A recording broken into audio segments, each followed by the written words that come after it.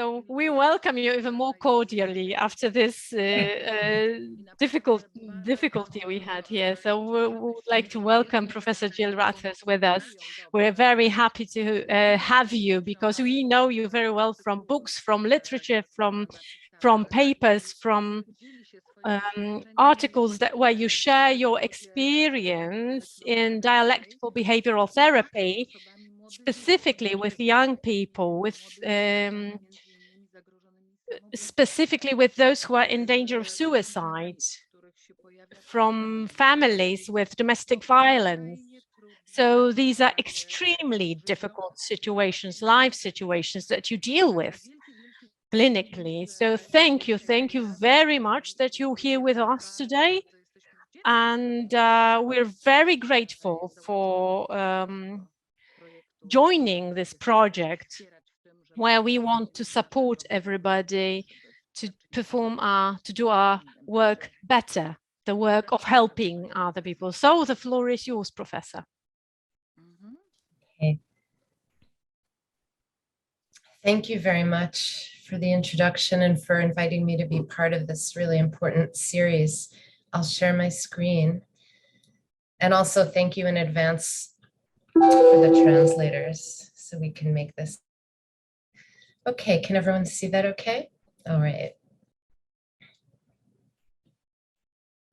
All right, so I'm going to be talking today about DBT strategies for times of crisis. I'm definitely not going to be teaching DBT, the whole treatment. It's a really complex treatment that takes a lot of modalities and some time to learn. And I thought what would be most useful would be providing some practical strategies from DBT that people could use right now, given the situation. So Alec Miller and I adapted dialectical behavior therapy for adolescents so that high-risk youth with complex problems could receive compassionate and effective treatment, and also, whenever possible, that their distressed and overwhelmed families could receive help as well.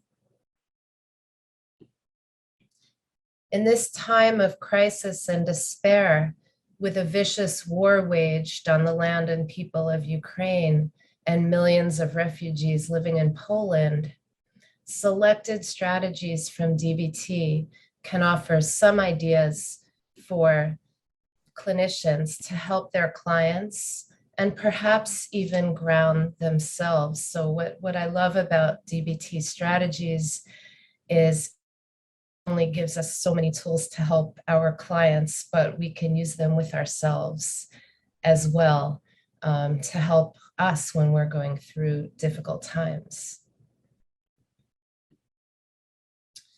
So today I'm going to describe the problem of emotional despair and dysregulation regarding Ukrainians living through war, as well as those who have become refugees. And you all know this firsthand. You know it better than I do because you're obviously living it. But I will discuss some relevant diagnoses and possible presentations or experiences and relevant approaches, mostly within DBT, but I'll discuss a little bit of treatment outside of DBT too. And I will describe very briefly DBT for adolescents. And then I will spend actually the bulk of the time teaching selected strategies, concepts, and skills from DBT to aid clinicians working with Ukrainians in distress in Ukraine and Poland.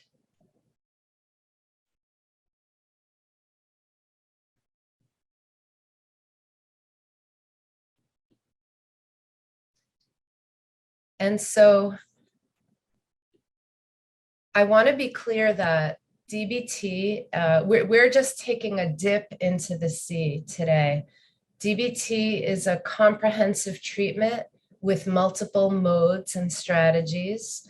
for people with chronic emotion dysregulation and impulsive behaviors that often include self-harm. Today, I will take you only for a dip into that ocean. There is still a vast treatment to learn with intensive training and more, and I know many of you are doing it and doing full DBT, but we'll just be taking a dip into it today, because some concepts from DBT might be helpful to you and your patients in these times of crisis.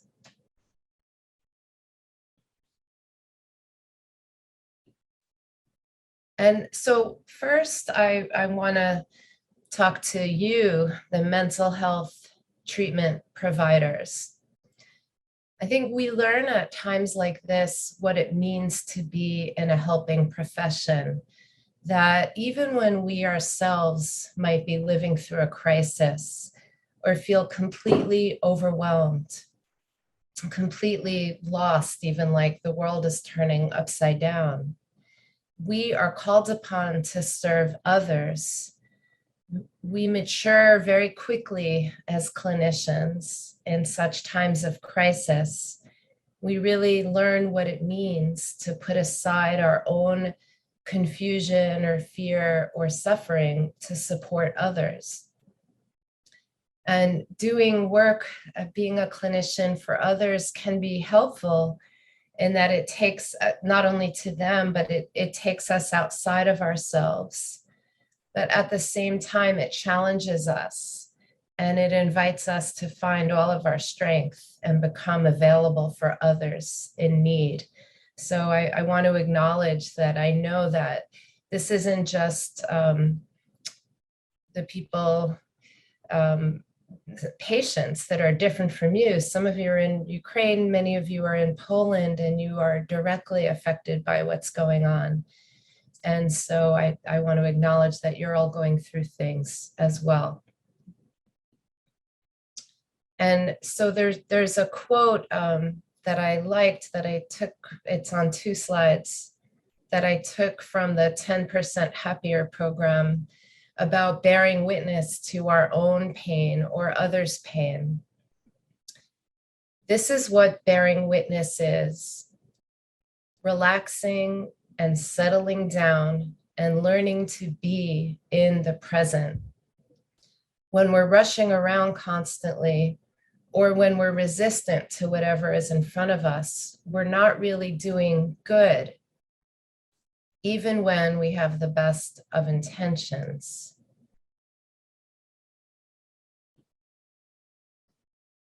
So much of doing good is about learning how to relax in the face of whatever is in front of us. Each of us does this in our own way.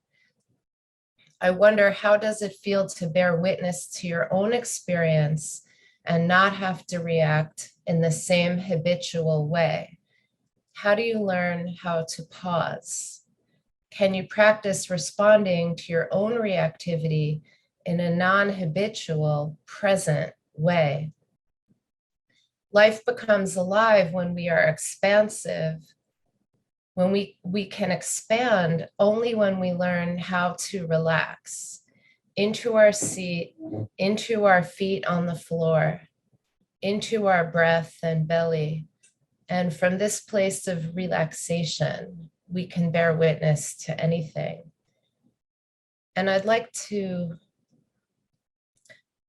start us off with a brief mindfulness practice related to this idea that when we ourselves are relaxed and centered in our breath, in our belly, in our chair, our feet on the floor, we are in a better position to bear witness to our own emotional reactions and our clients' emotions too.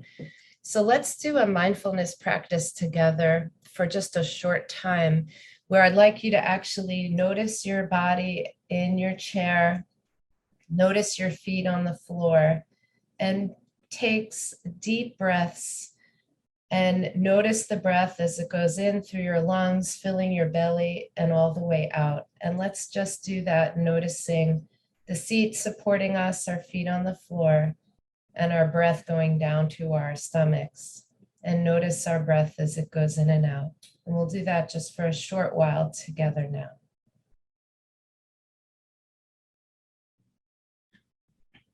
Okay, we can bring our attention back.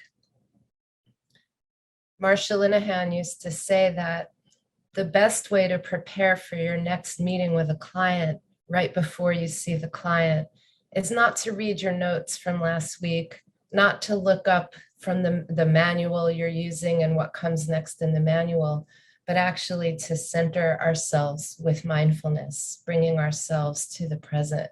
So we're alert, awake, aware, and ready for anything with our clients.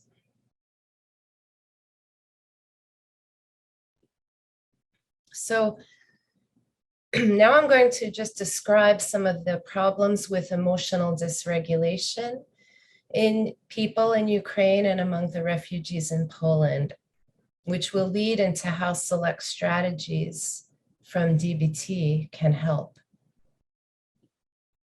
So I want to note that I'll talk about adolescents and young adults first, although this talk will apply to everybody.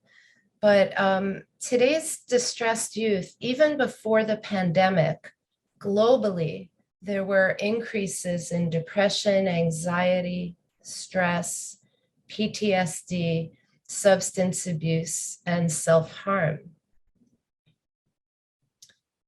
And then when the COVID-19 pandemic hit and we had more isolation, school closures, uncertainty, deaths, and the grief associated with the pandemic.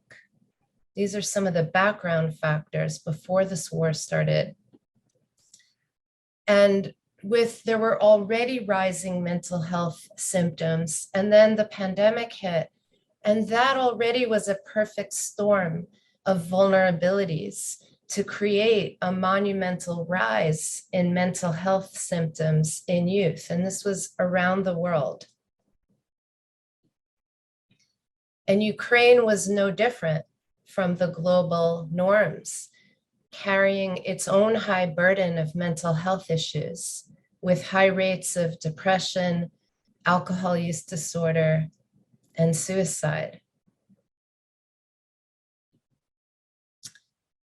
And then the war began, and everything, all of the unthinkable, unspeakable effects of war, and not only the death and destruction and fear, but the mass migrations of refugees seeking safety in the region.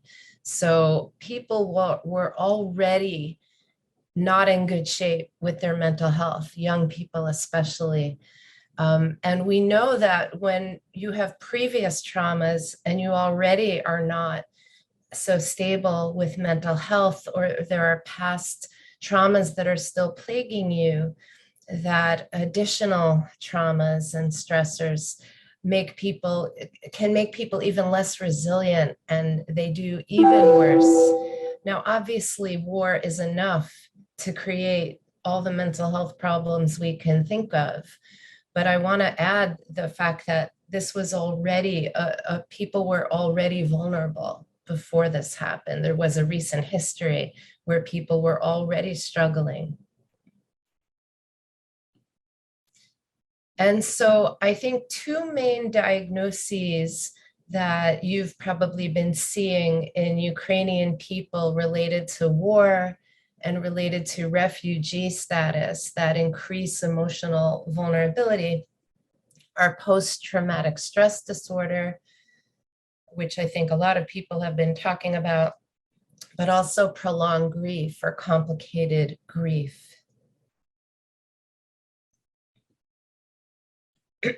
And so you all know this well, with post-traumatic stress disorder, you have many symptoms, but right now it may not be long enough for some people to have post-traumatic stress disorder. They may be suffering from acute stress disorder. The stressors and some of the worst traumas are either recent or ongoing. They're actually also living with chronic stress. So there can be not only PTSD, but complex PTSD when we're continually living with ongoing stress. Or maybe people who escape to safety have acute stress disorder, perhaps 1 month or a couple of months following a trauma. That can include dissociative symptoms, and people with acute stress disorder tend to develop PTSD. So it's a good predictor of PTSD. And we know the symptoms include fear, anxious arousal, hypervigilance, re-experiencing, intrusive thoughts, and avoidance of all cues related to the threats or the traumas. And you've also, of course, seen this, I'm sure. And you might see people grieving in distress because of grieving and mourning so much, which might eventually turn into prolonged grief disorder or complicated grief disorder. So initially we see people with distress, grieving, and mourning. When it becomes prolonged grief when it lasts beyond 12 months, but we're not there yet in terms of the war. We see ongoing intense yearning and deep sorrow. We see a preoccupation with loss, whether it's a person or multiple people, their home or their whole life as they formerly lived it, or maybe their town or their city. And rumination about the circumstances of death or loss. And I think we're really likely to see that in circumstances of war. We see functional impairment, impairment in daily living, in relationships, in the self, including detachment, identity confusion, a sense of meaninglessness. We see negative global beliefs about the self, the world, others, and the future. We see a misinterpretation of one's own grief reaction, a normal grief reaction, where people may think I'm flawed or I'm weak or I'm crazy. And we see, again, extreme avoidance of cues that remind people of the loss, avoidance of reminders of the loss. And these two things together, acute stress disorder and grief, greatly increase people's emotional vulnerability. And so even though these may be people who were not suicidal or self-harming or had borderline personality features, they can still, with the emotional vulnerability and intensity, benefit from some DBT strategies.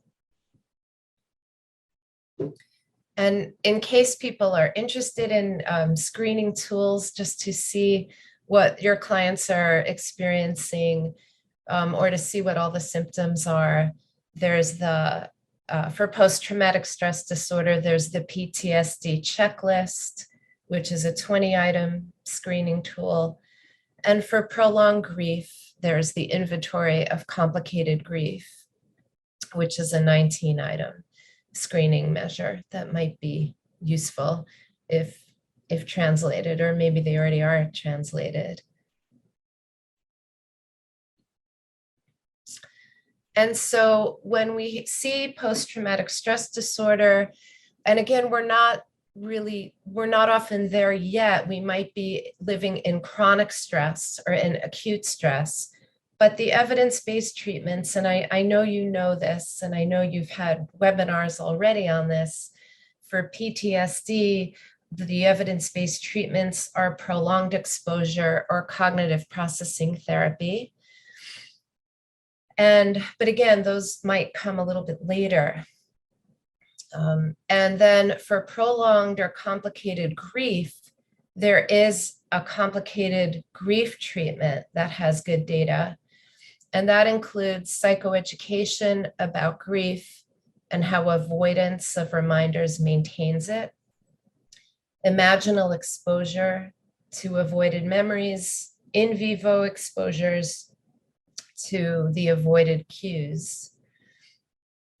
And it involves reestablishing daily routines, maintaining a sense of connection to that which was lost, whether it's people or a place or their whole life as they know it, and working to accept the loss, the finality of the loss. And in this case, with death, of course, the loss is final, but there's potential finality to the loss. I think refugees are in a very difficult place with ambiguous loss.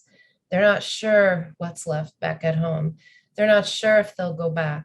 They're not always sure if life could ever be what it was, but maybe there's hope or confusion or a lack of knowledge about it. But they still at least have to accept the loss for now, even while maintaining maybe some hope or some connection. And so I think even elements of DBT that I'll talk about today involve small informal exposures and also can involve daily routines, maintaining connection, and working to accept what's changed. And then for prolonged grief, some people also add in cognitive processing therapy to address faulty beliefs and stuck points. But again, I think these exposure treatments are probably going to come later, and I'll be talking about things to do right now. And so over time, and once people are more settled and have their basic needs met. Right now, I know there's a scramble to get people food, to get people housing and shelter that's safe, clean, running water, just the most basic needs, medical treatment. So once people are more settled and have their basic needs met, we would ideally treat these individuals with exposure-based treatments like prolonged exposure, with imaginal and situational exposures, and perhaps cognitive processing therapy to target ruminations and faulty beliefs that maintain distress. But what can be done in the middle of the storm? And that's what I'll be speaking about. So very briefly, I want to describe DBT for adolescents and the components for caregivers, and just mention the outcome research. This is very brief. Again, I want to remind us that DBT is a comprehensive treatment with multiple modes and strategies. Today, I'm only taking you for a dip into that ocean. There's a vast treatment to learn. And there are some brief concepts from DBT that might be helpful in times of crisis for teens, but also for adults and also for families.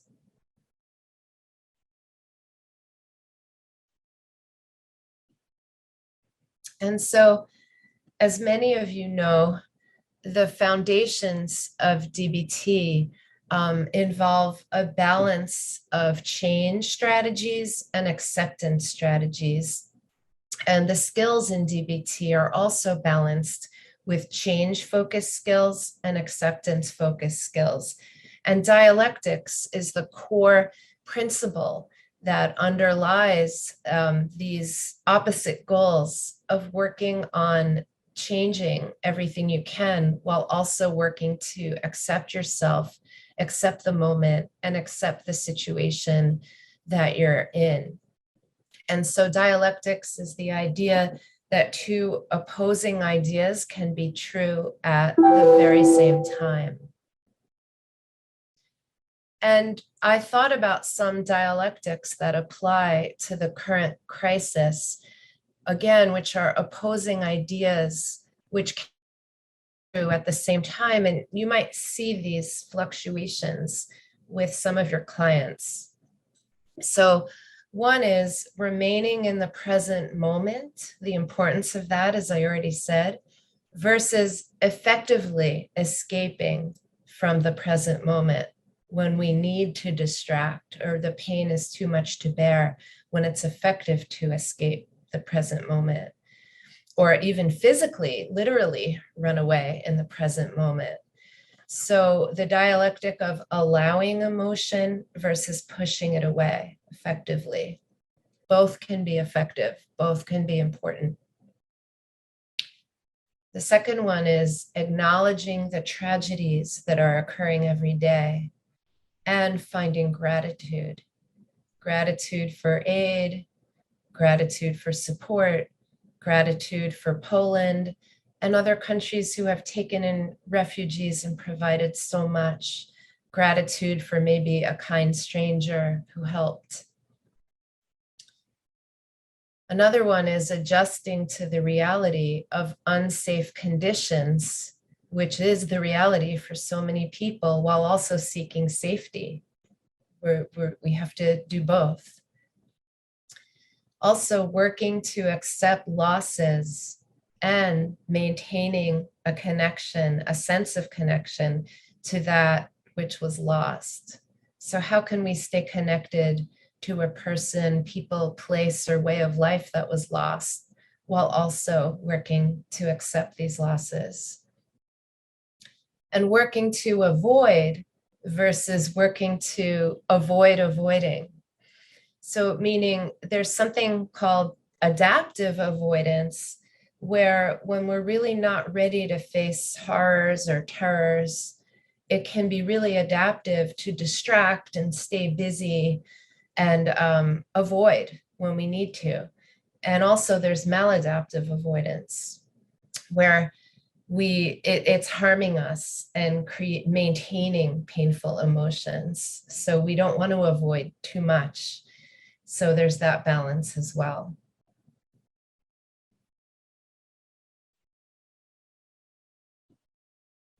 So DBT at its core has a biosocial theory.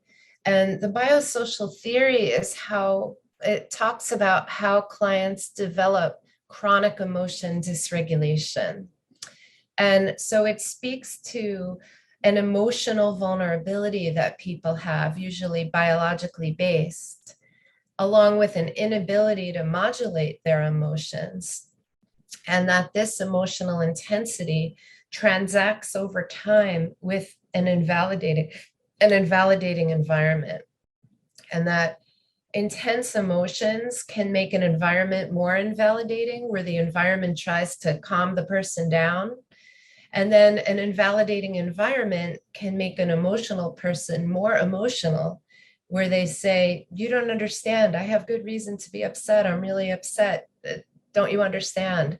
And so over time, they can make each other more extreme.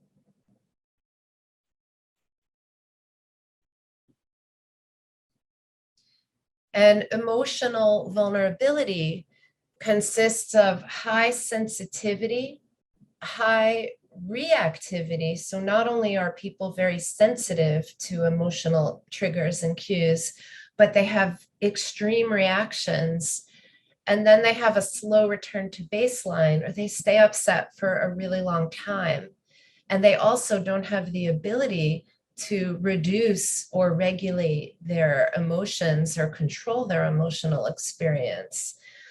And so we know that the trauma and loss that people are going through now can, of course, increase emotional vulnerability in just about anyone. And they may not have the capacity to regulate their emotions given the intensity of what's going on. They may not have been born this way, but living through war conditions can make anybody more sensitive, more reactive, and staying upset for a long time.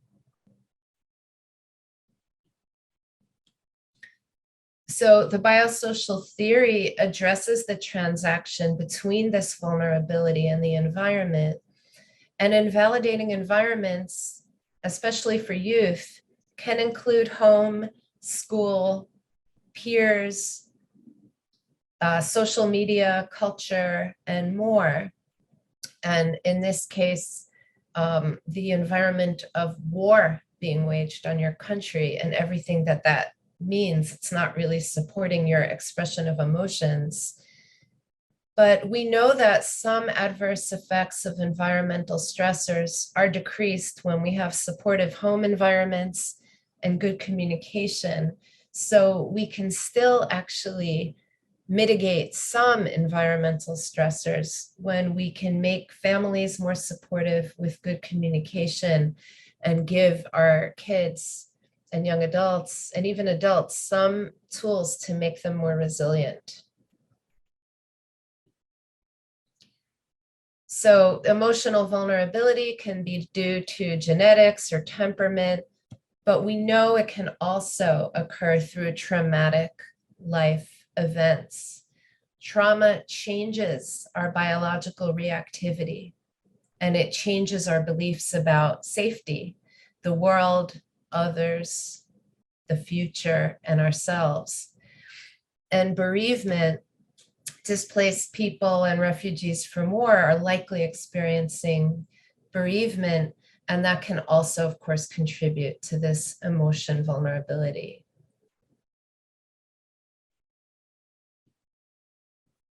And the invalidating environment pervasively communicates that an individual's strong emotional reactions are wrong, inaccurate, have negative intentions, like attention seeking or manipulation to get people to do things, or are an overreaction. And the invalidating dismisses or punishes emotional reactions. And so actually, let me go back one. And so I'm going to be talking a little bit later about how to address both the emotion regulation side and also the side of the invalidating environment so that we increase capability to regulate emotion and people also increase their capability to be validating to others and to themselves. And that therapists remember to be validating because it really helps with emotion regulation. So just very, very brief superficial view of DBT. The standard outpatient DBT modes are individual therapy, skills training group to learn skills to regulate emotions, telephone coaching so that there's crisis coaching outside of session, and then a therapist consultation meeting that meets weekly to support the therapist doing stressful work. And I highly recommend clinicians, if you're not already part of a team, to form a team, if you can, of other therapists that meet weekly to discuss what's difficult about this work, because it's so important that we support ourselves in taking on this really tough work, which is more challenging than ever right now.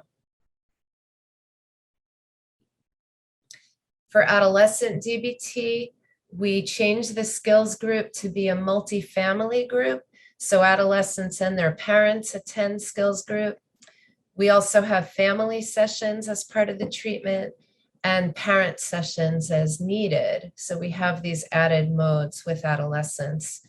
And I think in your work, doing some family sessions might be a nice idea just to see how everybody's interacting, what is the person's environment like. And also, if you are going to teach any skills to people you're working with, you might want to consider doing it in groups. Many of you are already doing DBT, I know. And you might want to consider having multiple families in group. When you do it virtually on the screen, you can get families that may be in different locations together and teach them skills, teach and practice skills together. So it's a nice model. And the DBT skills modules are mindfulness, distress tolerance skills, interpersonal effectiveness skills, and emotion regulation skills. We added a new module called Walking the Middle Path, which is a family module and really teaches families to be less extreme in their thinking and acting, how to take one another's perspective and better communicate within the family. So these are the general modules. And today I'm just going to be talking about, I'll highlight just a handful of skills from these modules, and I'll go in depth on a few. And the data on adolescent DBT, to summarize, is that now we know that there are 2 large-scale, adequately powered, randomized controlled trials with adherence ratings from 2 different research groups, indicating that DBT is an empirically supported treatment for self-harm behavior and suicidal ideation in high-risk adolescents. By the way, there's well over 36, there's 40 to 50 now randomized trials of DBT with adults. But we have 2 very good large-scale randomized trials with our model with adolescents. So it is now considered an evidence-based treatment for self-harm and suicidal thinking in adolescents. And in case you are seeing anybody where you suspect self-harm or suicidal thinking, a couple of screening tools you can use. One is the Columbia Suicide Severity Rating Scale. It's readily available online. Some of you maybe already use it. It's a brief screening tool that includes self-harm thoughts and actions. So even though it's very brief and easy, it covers a lot. So it's a great screening tool to use to see the risk level of your adolescent or young adult, or even adult. You can use this with adults too. And then of course, the Beck Depression Inventory is an important relevant measure right now, the BDI-2 with 21 items, and it has an item for suicide risk as well. So I'm going to now go into selected concepts and skills from DBT. And again, even though I specialize in adolescents, everything I'm going to talk about applies to adults as well, and families can use these skills as well. So no matter who you're seeing, you can apply these ideas.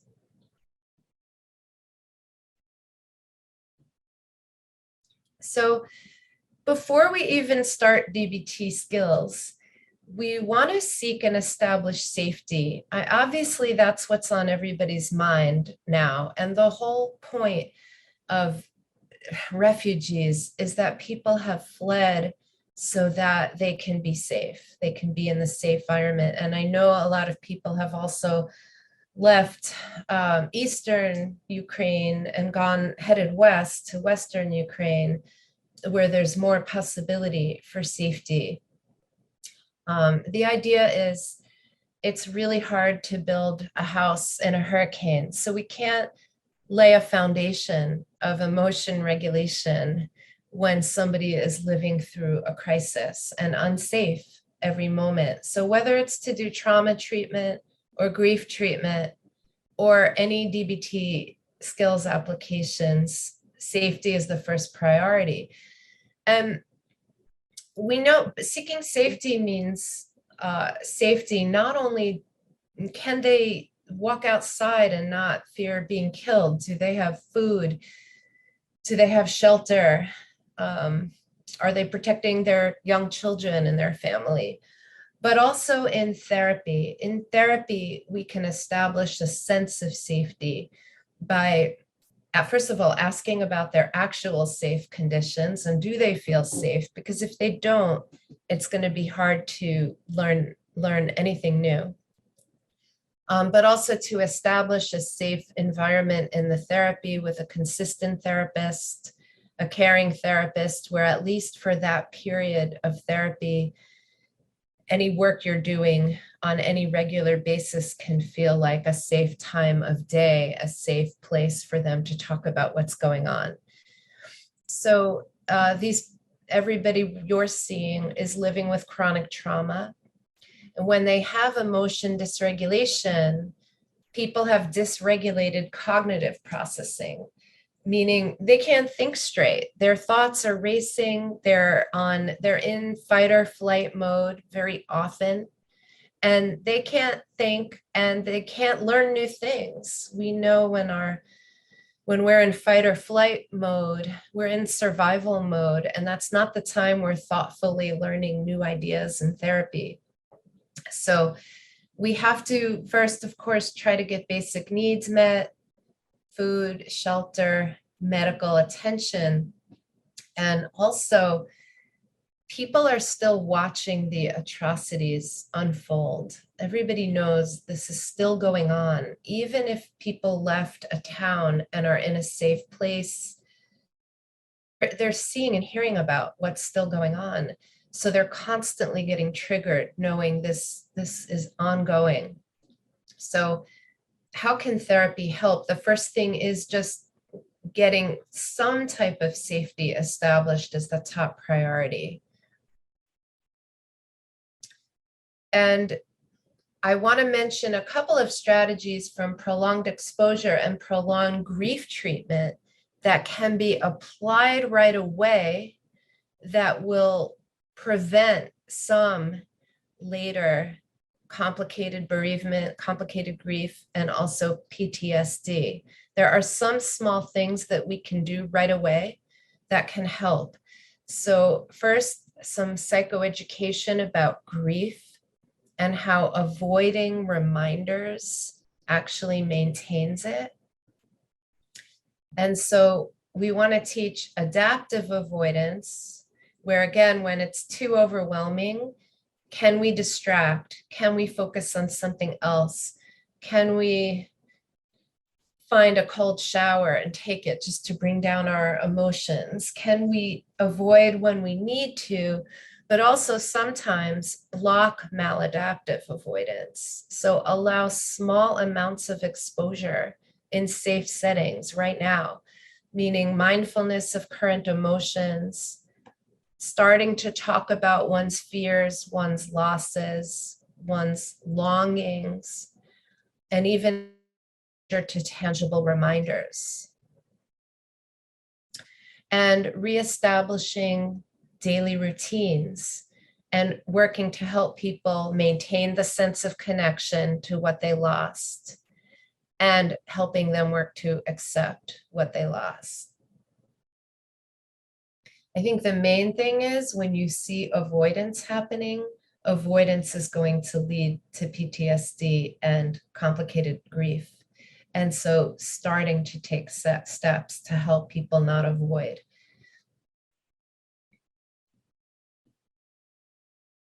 So again, DBT is founded on the balance of acceptance and change strategies, with dialectics being the underpinning theory.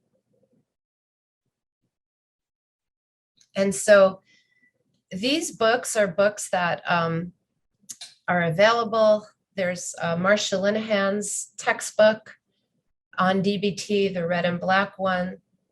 There's Marsha Linehan's skills manual for adults.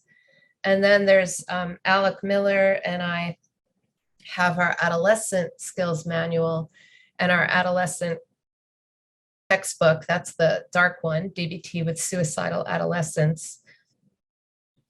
And I'm happy to add that Melanie Harned has now published her book, Treating Trauma in Dialectical Behavior Therapy. And it's the DBT prolonged exposure protocol. So I just want to let people know about this. It was just published in April. It came out, and if you're not aware of this, this is a great book to have for the future and ideally translated. It's about people who have complex problems and suicidal behavior who also have trauma and how to treat trauma while doing DBT. So it's a wonderful and important resource that I want to make you aware of. So it's treating trauma in DBT. And the really exciting thing is Marsha Linehan's skills manual has been translated into Polish, not Ukrainian as far as I know, but so helpful for Polish practitioners, at least, that this book is in Polish. And I'm so happy to report that our book has been translated into Polish. And when I found out a couple of years ago that our book got translated into Polish, I never imagined that I would be talking to Polish practitioners using some of this for Ukrainian refugees in war. But I'm so happy that at least it is available in Polish. So every skill that I'll refer to today, at least the Polish speaking members of this group can read it right away and understand it in your language. And maybe worksheets, so you certainly have my permission to translate any of the worksheets into Ukrainian as needed, as can be helpful. And so now I'm going to start talking about the skills modules. So actually, I see the time, and I think that this might be a good time to take a short break. And when we come back from the break, I'll go over select skills from the DBT modules. Okay? Should I stop sharing or just leave it like this? I guess just leave it. Okay. So can we break for a few minutes now? Okay. Dzięki bardzo. Okay. Thank you. We'll be back in maybe 7 or 8 minutes. Okay. Thank you.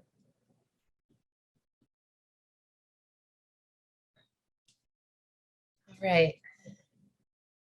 So I'm first going to discuss very briefly some ideas from the mindfulness skills in DBT.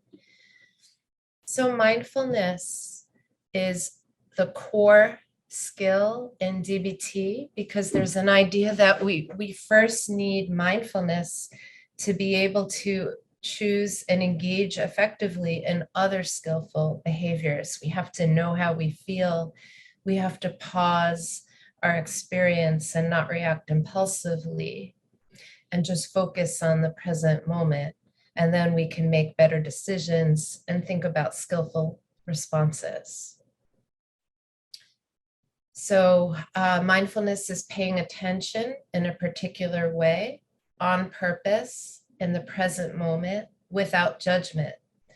And it involves increasing awareness of our experience without controlling our experience. DBT talks about 3 states of mind we can be in: emotion mind, where everything we say and do is completely controlled by our emotions; reasonable mind, where everything we say and do is extremely logical and reasonable and based on just the facts without any emotional input. And then a nice overlapping part in the middle, the overlap between emotions and reasons, is called wise mind. And we want to try to get ourselves in wise mind as often as we can, because we're aware of our emotions, but we're also thinking about reason, outcomes, and consequences of our actions. It's normal through trauma to go from extreme emotion on the one hand to shutting down emotion completely on the other hand, and going on reason only and feeling numb or dissociated or purely logical and rational and even calculated to survive. So we're going to see people that are at the extremes of emotion mind, pure terror or grief, to reasonable mind, no emotion at all. And we want to help them access wise mind right now for decision making and feeling something and working toward their goals more effectively.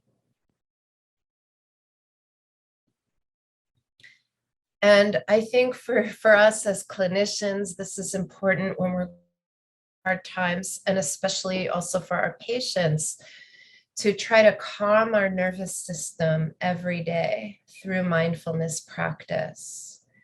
So some of the examples of what we can do in mindfulness are notice our breath, just this breath that we're on right now.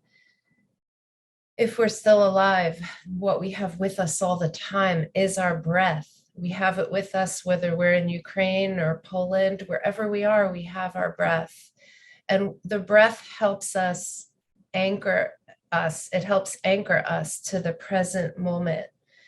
And so one thing we can say to ourselves, a somewhat calming mindfulness that brings us back to the present, and let's practice that together right now for a few seconds, is in this moment, just one breath. So as you breathe in, say to yourself, just it in this moment.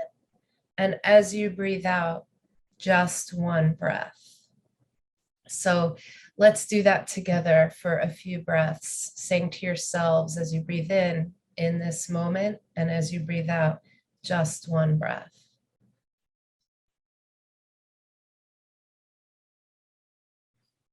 Okay.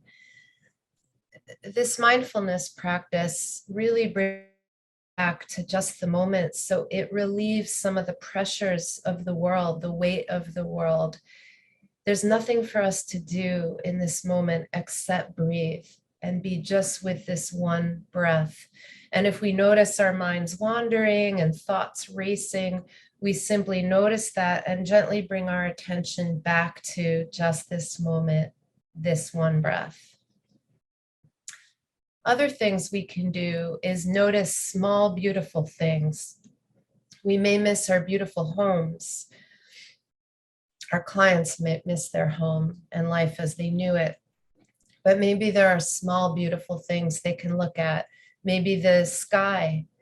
Maybe there's one smiling face or somebody's warm eyes they can look at.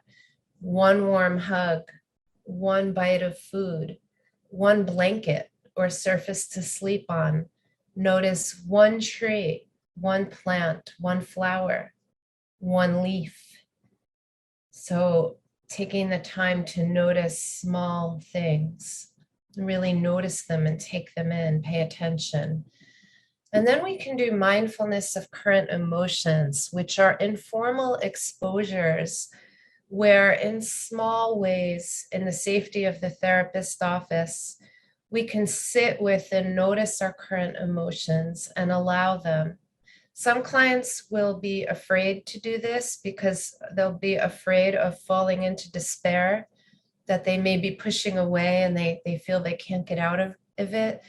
But in small ways, at least, to start to notice current emotions is going to be helpful in blocking avoidance for clients and starting to label emotions and to notice them, which is the first most basic ingredient in emotion. Let's all do that together now, just for a moment. Let's practice mindfulness of our current emotions, where I just want you to notice any current emotions that you're feeling. Maybe you feel body sensations, maybe it's thoughts or images or urges. Notice how you know you feel emotions. Let's just stop a minute, pause, look inward, and be mindful of our current emotions. Let's do that now for a few seconds.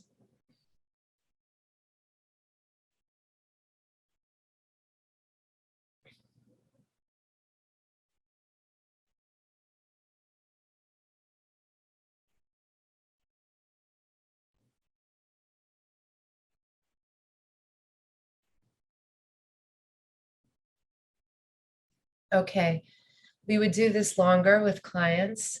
Many of us are running around all day and we actually have no idea what we're feeling until we stop and pay attention and allow those emotions. We can also do mindfulness of thoughts. We can notice and watch what thoughts come into our mind and practice noticing thoughts one after the other, the other. We so often react to our thoughts and live as though our thoughts are absolutely true. And with mindfulness of thoughts, we can separate from our thoughts somewhat and watch our thoughts from a distance. We can be up here watching and just watching our thoughts go by like trains on the track or like leaves running down a stream, and just notice what our thoughts are. We don't have to act based on our thought. We don't have to get caught up in our thought or even believe that our thought is necessarily true. It's just a thought passing through, like clouds passing in the sky, just an experience we're having. There's also self-compassion mindfulness practices, and I think that is a wonderful, useful thing that you can practice right away. And in a self-compassion or other compassion-focused mindfulness practice, we can practice sending compassion to others and sending compassion to ourselves. And so we ask our clients to think about people that they care about, maybe near to us, maybe far away, and contemplate that person. And while thinking about that person, think about that person. May you be well. May you be safe. May you be loved. And any other well wishes that you have for that person.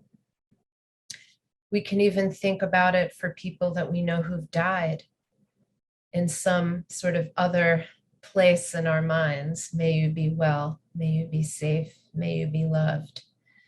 And we can think about that toward the people around us, maybe helpers who are helping us now. Our clients can think maybe of you, their therapists, may you be well, or their immediate family members, may you be safe, may you be loved. And then toward themselves, can they wish toward themselves while breathing mindfully? May you be well. May you be safe. May you feel loved.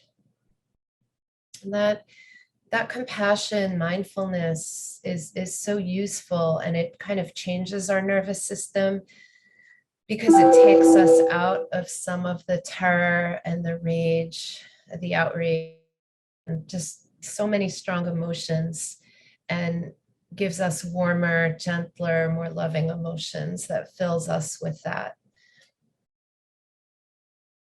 Okay. I want to now mention some interpersonal effectiveness skills and a couple of key things we might take from that. So in interpersonal effectiveness skills, there's some main skills that we teach, although there's a lot of skills in the module. There's about 10 skills in the module. The main skills we teach are what's called the give skills, when our goal in an interaction is to keep a good relationship with the other person. Our dear man skills, which we're going to use, that's an acronym. It stands for 7 different skills, starting with those letters. We're going to use dear man skills when we want to be assertive and make a request of somebody else or say no assertively.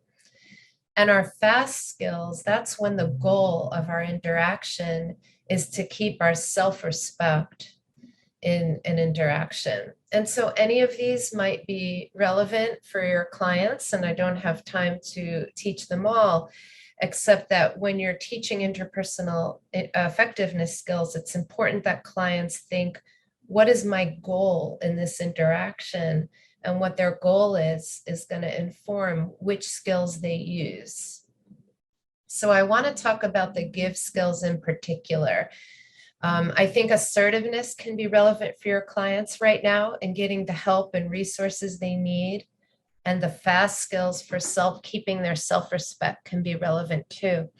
But most immediately, I think teaching our clients give for use with their family and the people around them that are in their current communities are so important for keeping good relationships with everybody, because that's going to increase their resilience. It's going to increase their social support if they keep good relationships in these times of high stress. So give, in English anyway, the letters GIVE stand for be gentle. So be gentle, no attacks, no criticism, no raising your voice. Be gentle in how you're approaching somebody. Act interested. Give somebody your full mindful attention. Don't be talking to someone while also being on your phone, all distracted. But when you're with someone, really be with them and listen with all your attention. It goes a long way for the relationship and the connection.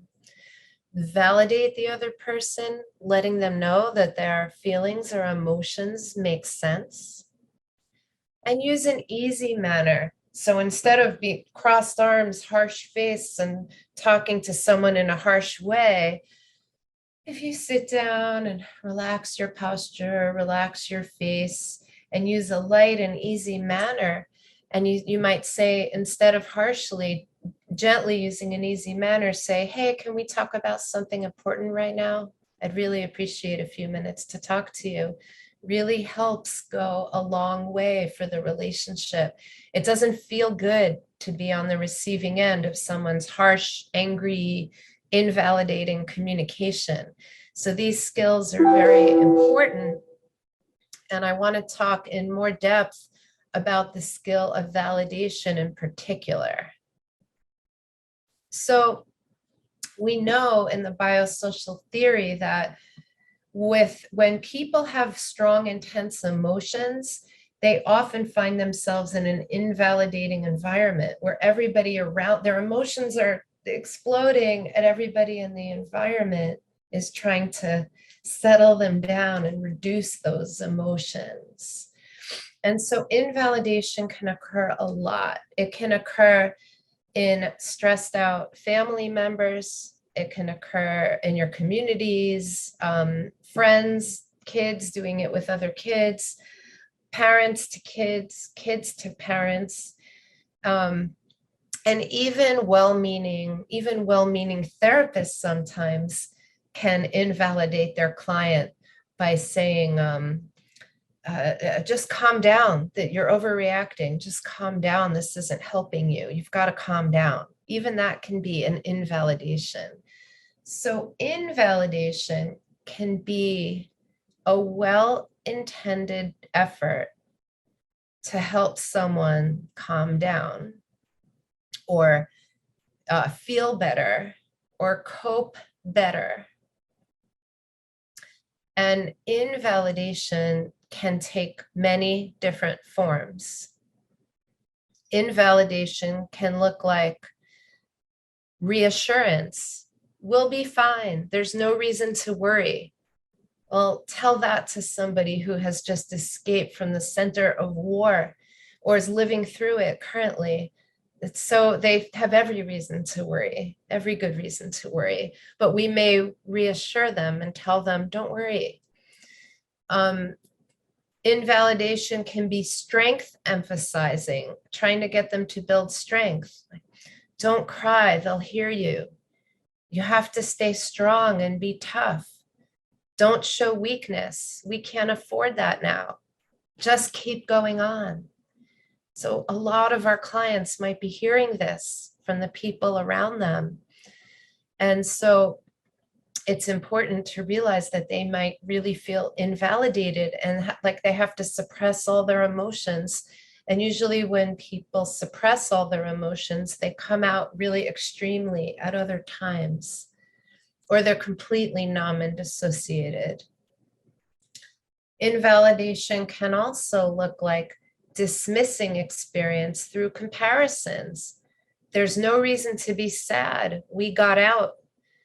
It's just a home. We are alive, right? So dismissing people's experience through comparing to what it could have been. And So the problem with invalidation is that invalidation makes emotionally dysregulated people more dysregulated. It makes emotions more intense. And so the solution is validation. And when we validate somebody by saying, of course you're upset, of course you're crying, of course you miss your home, of course you're worrying about everything, you have so much loss, of course you feel despair and hopeless. It makes so much sense. It makes so much sense that you don't feel like yourself. It makes so much sense that nothing feels like it has meaning anymore. It makes so much sense that you're longing for your home. Of course you are. Anybody in your situation would be. So validation is like a warm blanket or an embrace. It brings relief and it begins healing. And it helps people. So I want to mention this for a moment. Many people are afraid to validate because they think the other person's intense emotions will just grow and grow and grow. And they want to settle them down and calm them down. But that's not what validation does. Validation does bring relief and begin healing. So that's really important to teach to family members who may think they're helping their other family members by saying, calm down, we'll get through this. You should feel lucky. And acknowledge and allow the intense, painful emotions. It does begin healing, and it in itself brings relief and helps regulate a person's emotions. Validation also helps with self-validation. It reduces confusion. My emotions do make sense. It reduces loneliness. Someone understands. It increases connection. They get it. I want to keep talking. I want to be near this person. Right? So it increases resiliency factors.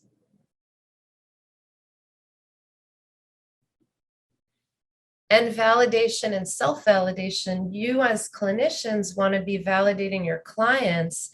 We want to teach caregivers to validate their younger clients, their children and family members, even spouse to spouse, partner to partner. We want everybody to be more validating and teach clients self-validation. My own reactions make sense. Of course I'm scared. Of course I'm sad. It makes total sense. And now I want to mention some distress tolerance skills. There's so many of these, and so I'll only be highlighting a couple of crisis survival skills and reality acceptance skills.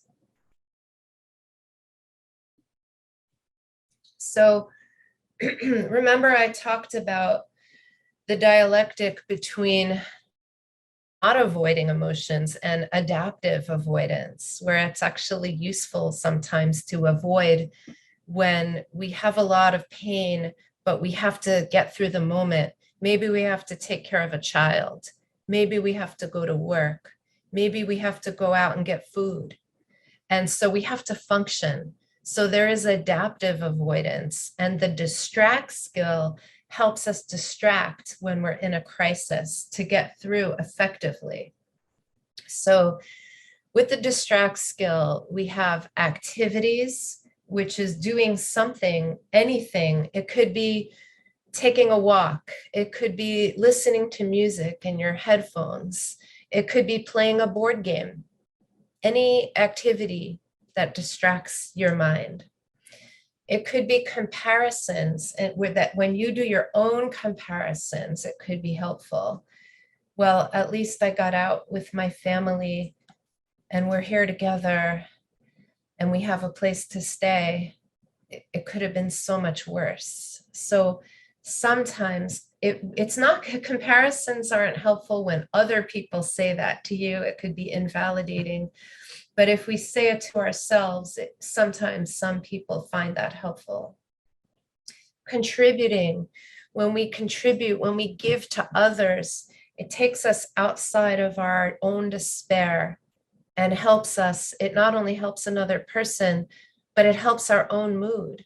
So can we offer a young child some comfort, or offer somebody a hug, offer somebody a validation, give somebody some food, share food with somebody? What can we do to contribute and focus on making life better for other people to distract us from our pain?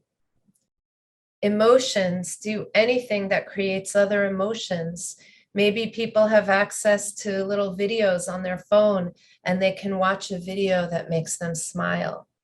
You know, anything that creates different emotions temporarily can help. Then there's pushing away. How do we push away thoughts and images that we want to when it's adaptive to do so? We might write down in a journal and then close the book and say, okay, they're out of my mind. A lot of people like to write their worries and troubles down before sleep at night, feeling like they got them out of their mind and into a book. They'll still be there, but I can now sleep more peacefully. You imagine putting your troubles up on a shelf and leaving them there till later, till you can deal with them. So any mental ways to push away our pain. Thoughts, replacing our thoughts. Very often we can distract by replacing our thoughts by reading a book, reading poetry, reading song lyrics, listening to songs, doing puzzles, doing simple puzzles on our phone, or playing games to replace our thoughts by thinking about other things that take up our mental energy. And then sensations, using intense sensations to distract. So sometimes it's holding ice or chewing on ice. Sometimes it's, if we have access to water or a shower, going in the water, or even splashing some cold water on our face, or playing music really loudly. So we have the loud sounds of our music and headphones, just to have other sensations that distract us. So any of these can be useful in the moment. We also have distress tolerance, the crisis survival skill of self-soothing with all six senses. Six senses meaning vision, hearing, smell, taste, touch, and the sense of movement. The sense of movement. You know, walking or stretching or doing yoga or just rocking in any way or riding a bicycle. The movement can be very soothing. Maybe there's a blanket or a sweater or a scarf that feels soft to the touch, or hugging a doll that we took with us, or a hug from a person, or really tasting some food that tastes good, or feeling the sunshine on our skin. Or maybe there's some lotion we have and just the sensation of rubbing a lotion on our arms that smells good too. So using our senses to soothe us can be very soothing and help us through the moment. There's also the skill improve the moment, which consists of all of these skills. Now, I know this is a lot of information. And again, I'm so glad our skills manual is translated into Polish. So you can refer to these and feel free to translate them into Ukrainian so that clients can use these strategies as well. We can distract by improving the moment with imagery. So maybe some people are comforted by imagining themselves in a safe place. Some people might imagine themselves back at home, and it might give some people comfort. Some people might imagine a future when the war is over and things are calm and safe again. So some people are comforted by imagery. Some people can use the M and improve is meaning making. What meaning can we take from this? There is no meaning in a war, right? There is no meaning in a senseless war. But what little ways can I find meaning? I see how strong I am. I see how loving my family is and how we've come together. I see how the Polish people that have taken me in are being such kind and generous neighbors. How can people extend themselves so much? There's so much good in people. So finding ways of making meaning in the pain and the crisis. The next one is prayer. And prayer can be praying to God for people who are religious, but it can take different forms. It might look like writing in a journal, or music, or singing, or going through rituals or traditions from your culture that bring you some comfort. There's one thing in the moment, like mindfulness practice, like if you're walking, only walk, notice the sensation of walking, don't think so much.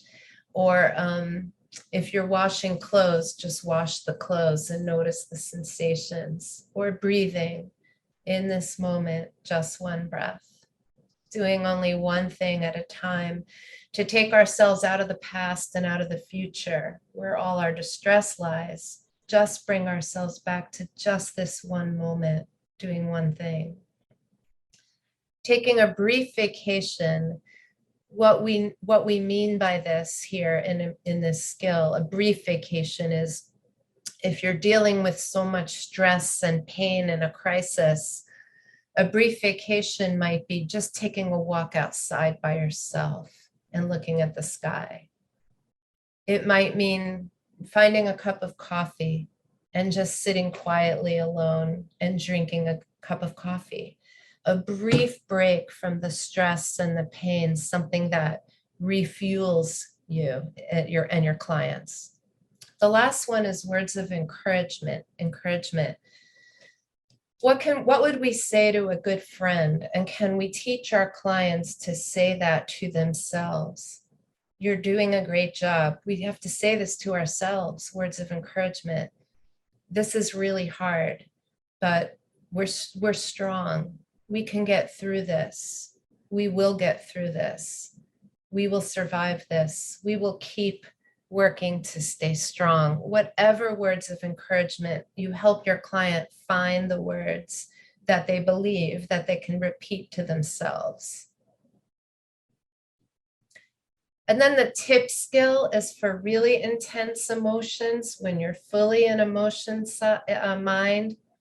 The tip skill in distress tolerance involves tipping your body temperature, usually with cold temperature, usually by taking some ice or dipping your face in cold water or splashing some icy cold water on your face, lowers your arousal. Intense exercise, can someone go running, run in place, do jumping jacks or sit-ups or push-ups, running up and down stairs. Some intense exercise for a few minutes, when we then stop and recover, when our body recovers from the exercise, it lowers our arousal and it calms our mind in the recovery from intense exercise. Paced breathing, when we slow down our breathing a great deal and make our exhale longer than our inhale. Breathe in and then breathe out for a very long, slow time. It decreases arousal. And then practicing, that should be progressive muscle relaxation, tensing and relaxing all the muscle groups in our body. And there's a script for that in the manual, and there's lots of progressive muscle relaxation scripts available. And then reality acceptance skills. It's the second part of distress tolerance. Reality acceptance is the idea that there's different ways to respond in a crisis. If we can solve the problem or feel okay about the problem, then we should do that. But obviously, in this situation, an unjust, unprovoked war and fleeing as refugees, we can't feel good about that, and we can't solve that ourselves. No individual can just solve that problem. And so when you can't solve the problem or feel good about it, you can either, you can work to accept the problem. If we don't work to accept the problem and our life as it is right now deeply, the problem is we stay more miserable and can even make our situation worse. So for example, if a refugee family has gotten to a safe place in Poland or Western Ukraine, and they're living in a safe shelter and they have access to food and water, and maybe they're even invited to join things in the community, maybe the kids can even go to school. And there are ways that they can start to live their lives. We don't know yet whether it's temporary or permanent, but they can live their lives for right now. But if we're not accepting the current reality, somebody might be consumed with bitterness and rage or despair and just stay alone in their room. And they may not eat and they may not talk to anybody. And if it's an adolescent, they may not be willing to go to school that's offered to them. Maybe other people are inviting them to come join them so they're not alone, but they're staying alone. These are, or they develop substance use problems and start drinking alcohol every day to cope, right? There are ways that we can make our situation more miserable even, and even worse than it is. So the idea of acceptance is we're accepting deeply the pain, the suffering, and the crisis that we're in, but we don't want to make it worse or add misery and suffering. So we have to turn the mind toward accepting, and we have to practice willingness over willfulness, meaning we have to be willing, make a willing choice to turn non-acceptance and bitterness and feelings like this can't be happening, this isn't happening to us, this can't be, it can't be, why me, why us, into willingness to accept the truth and rise to the occasion. And so one of the ways we practice this is by breathing mindfully while we consider the reality of our situation. And it's helpful to relax our whole face and relax our mouth and open our palms and open our hands and turn them upward. We call that willing hands. And so while we're relaxed and while our hands are turned upwards and we're breathing, we contemplate what's difficult to accept. So let's all try that and practice that for a moment. Open your hands and palms. You can rest them on your lap and relax your face and body and breathe and think about some of the things that are really hard to accept right now while we're breathing, while our hands are open and while our face is relaxed. We can have images and thoughts about what's so difficult to accept, and accept it with our breath and our body, again, by breathing and relaxing into the moment.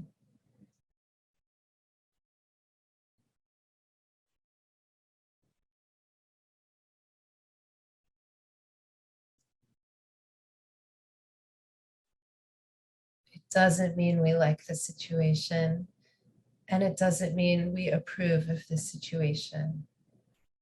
We're just working to accept reality.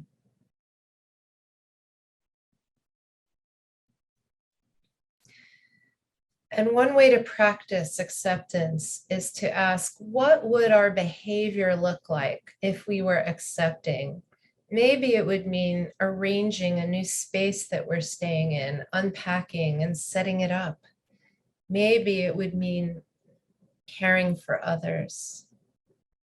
Maybe it would be allowing other people into our lives instead of isolating. Maybe it would mean eating and staying healthy instead of using substances to cope. Maybe it would mean living fully in the moment rather than a feeling like our life has stopped or our life is on hold. So we can ask our clients what acceptance would look like for them.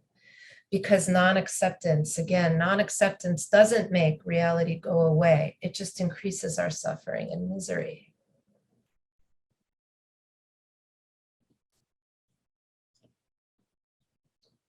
For emotion regulation skills, one of the first things we can do with clients is have them observe and describe emotions and label emotions, because again, that's a key ingredient in regulating emotions. We have to notice our emotions. Many clients will just say, I'm so upset, or I don't know what I feel, or I'm so angry, or I'm so afraid. But often they have many emotions, and it's worth helping them discover their emotions and validate their emotions. And by the way, you as the providers might be feeling some of these emotions as well. And I think it's important in times of crisis that we as mental health professionals acknowledge our own emotions, because it helps us regulate them and be empathic and validating to our clients. So our clients may be feeling, or we may be feeling, sadness, fear, worry, and terror, confusion, helplessness, loneliness, or we may be stifled by too much contact with other people, anger, guilt and grief. We can also allow for some positive emotions. Some of our clients might feel moments of relief, gratitude, motivated, touched, and love, and other positive emotions. It's okay for them to observe and express those as well. We have our please skills to reduce emotional vulnerability. Now, our please skills are about taking care of our physical health and our bodies and things like eating and sleep and exercise to reduce emotional vulnerability. Now, when war is hitting and bombs are falling and destroying homes and families are fleeing their homes, how can we think about exercise? How can we think about balanced meals? How can people get a good night's sleep? I think it's very difficult, very, very difficult. But still, when people are settled somewhere, even if it's temporary, as refugees or they've moved to another location, the more people can treat their physical illness or injuries. The L, for adolescents, we've now made the L limit screen time, because endless time on screens and watching the news and watching the terrible things that happen can make us feel even worse. Eating well and eating in a balanced way, paying attention to what we're eating if we have any choice about it. If we do, we're lucky. Avoid mood-altering substances, because ultimately they make us feel worse and create more problems like addiction. Sleep, if we can, pay attention to sleep and prioritize sleep, and see if we can get some exercise, even if it's just going for a walk or some simple exercises at home, because all of these help us regulate emotions and help us be less emotionally vulnerable. So we want to acknowledge the extreme difficulty of this and also do what we can to achieve even some of this. Also, functions of emotions. In the emotion regulation module, we talk about and teach the functions of emotions. This is important to do with clients in distress and despair. It makes sense that our emotions now are on overdrive, or we're hyper alert, because they protect us. Even when we're out of immediate danger, our emotions stay on hyper alert because they function to protect us. Emotions communicate to ourselves and others. They mobilize us for action, and all of our Ukrainian clients have needed to have their emotions activated so that they can be mobilized, like when you're fleeing or running for your life, or planning what to do to protect your family. Even sadness is functional. Sadness helps us retreat and conserve energy and reflect on our losses, as we may have to start rebuilding our whole lives.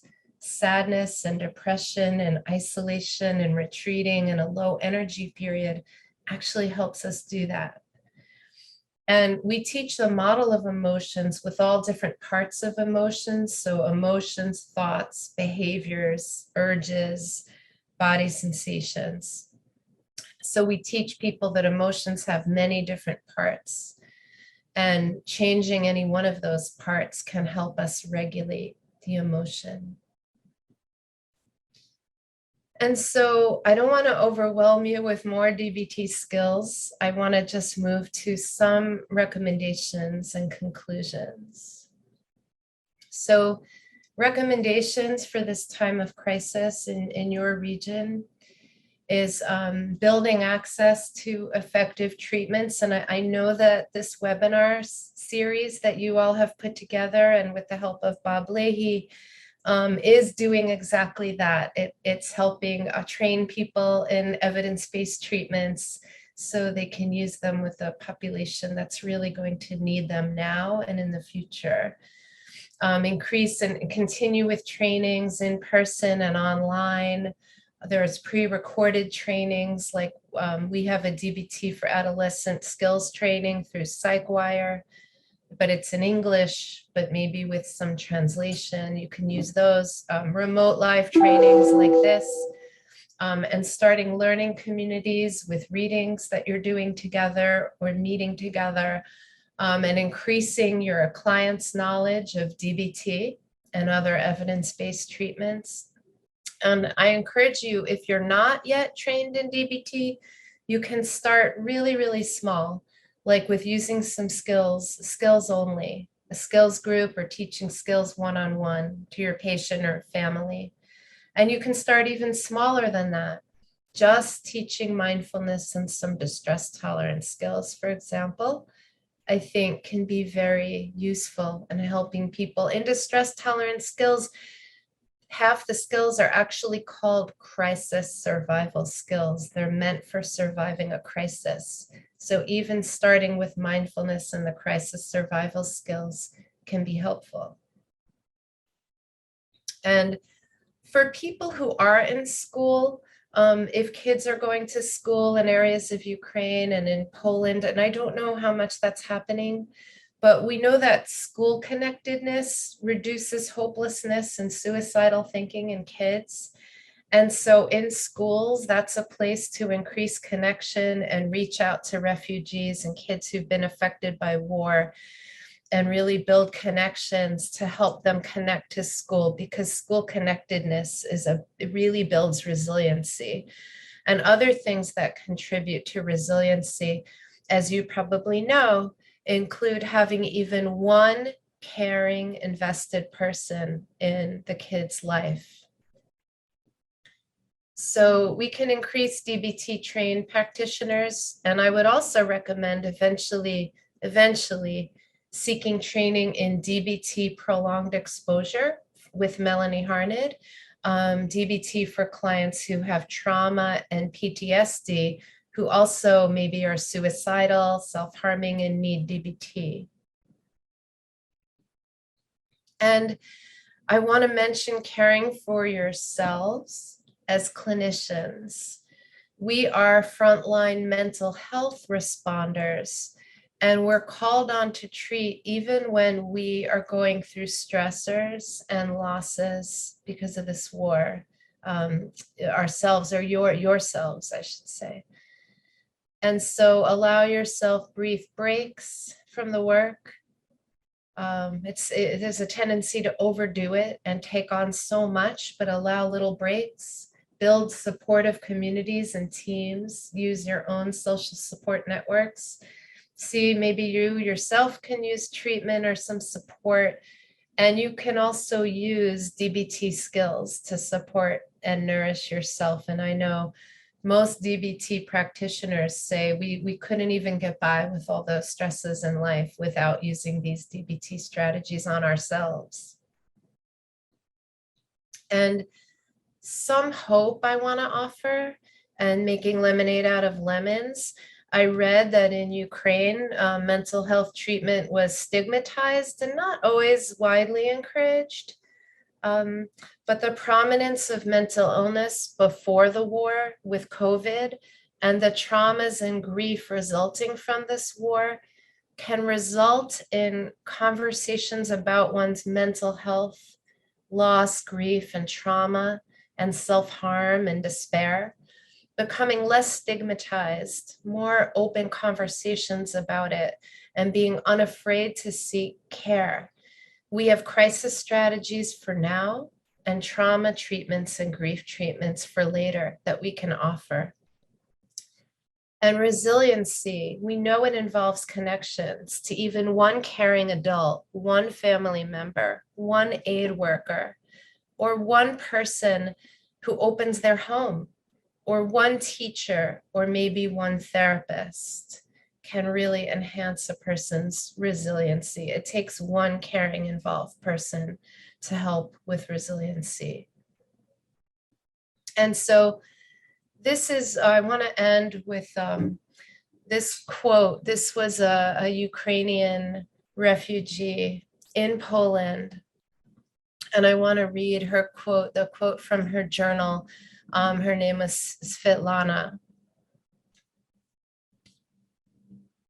One day, on the 45th day of the war, I decided that my home is where I am.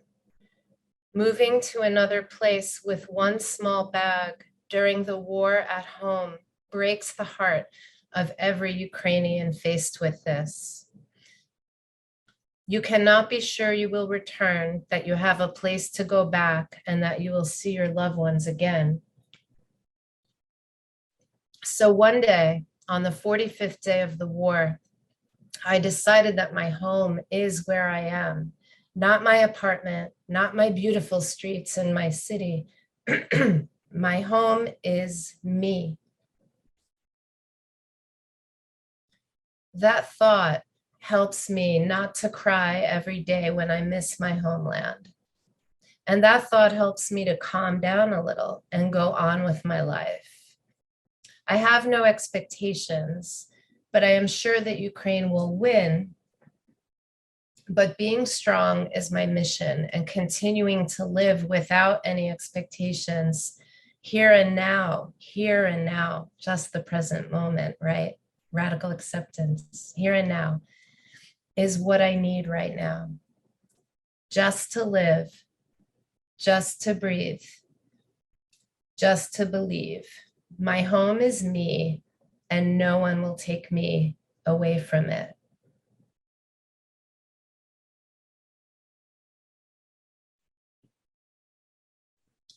And so I want to thank you for your attention and your time today, and for inviting me, the honor of inviting me to be part of this series.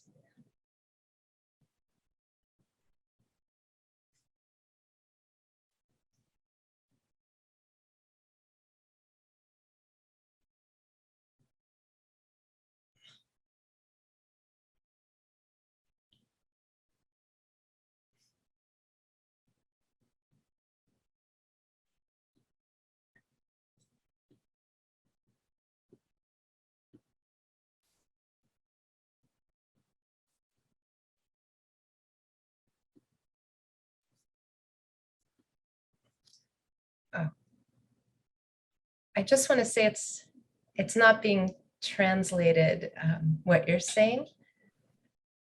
If you are... The microphone was off, that's why it was not translated. Oh, this sorry. is what I realized. Sorry. I saw you were talking, but I didn't hear it. I'm sorry. But that was me. But really, I just wanted to say that I'm sorry we have, well, it's the end of this talk, but it was a very moving talk.